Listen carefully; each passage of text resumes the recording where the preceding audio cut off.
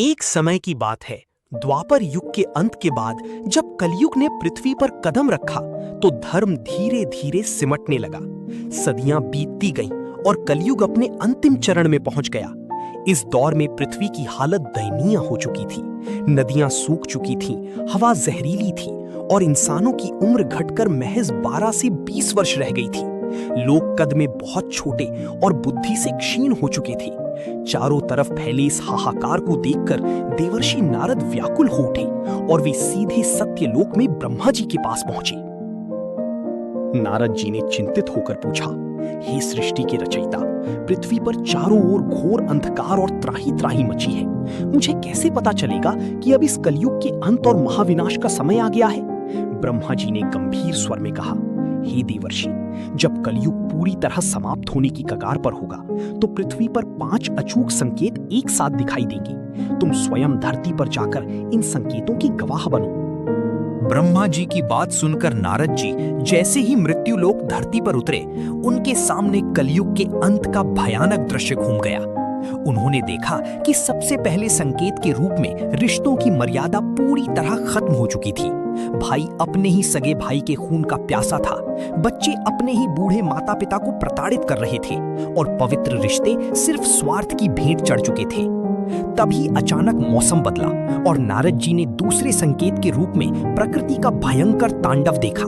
कड़कती धूप में अचानक विनाशकारी बाढ़ आ रही थी तो कभी कड़कड़ाती ठंड में सूखा पड़ रहा था। धरती ने अन्न उगाना बंद कर दिया था और भूख से तड़पते लोग एक दूसरे को मारने पर उतारू थे। नारद जी थोड़ा और आगे बढ़े तो उन्हें तीसरा संकेत दिखाई दिया, जहां अधर्मियों और पापियों का राज था। जो व्यक्ति जितना क्रूर, झूठा और पापी था, वो समाज का राजा बना बैठा था। न्याय व्यवस्था पूरी तरह दम तोड़ चुकी थी और सीधे सच्चे लोगों को जेलों में ठूसा जा रहा था, जबकि अपराधी खुलेआम घूम रहे थे। इसी बीच जब नारद जी ने किसी धार्मिक स्थान की ओर रुख किया तो उन्हें चौथा सबसे बड़ा झटका लगा कि वेदों, पुराणों और भगवान के नाम का लोप हो चुका था। गंगा जैसी पवित्र नदी का अस्तित्व मिट चुका था। गायों ने दूध देना बंद कर दिया था और ढोंगी पाखंडी लोग धर्म के नाम पर जनता को लूट रहे थे। तभी नारद जी की नजर वहां की महिलाओं पर पड़ी और उन्हें 5वां व अंतिम संकेत भी मिल गया। गरीबी और भुखमरी इस कदर बढ़ चुकी थी कि लोगों के पास तन ढकने के कपड़े नहीं थे। नारियों के सारे आभूषण छिन चुके थे और उनके खुले केश यानी बाल ही उनका एकमात्र आभूषण बचे थे। शील और लज्जा का नामो निशान मिट चुका था। जब ये 5 संकेत अपने चरम पर पहुंच गए तो अचानक पूरी धरती पर घोर अंधकार छा गया और आसमान से खून की वर्षा होने लगी।